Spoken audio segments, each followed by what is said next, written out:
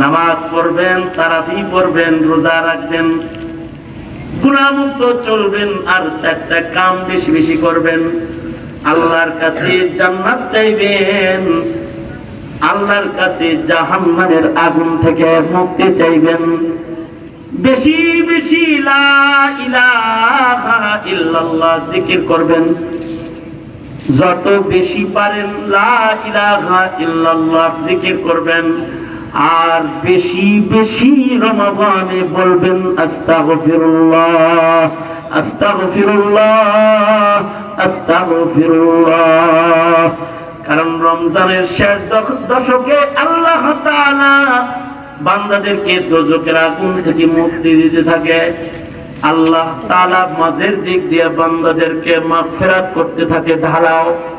জীবনের সব গুনাহ আল্লাহ তাআলা তওবার কারণে রমাদানুল মুবারকে বান্দাকে আল্লাহ তাআলা মাফ করতে থাকে।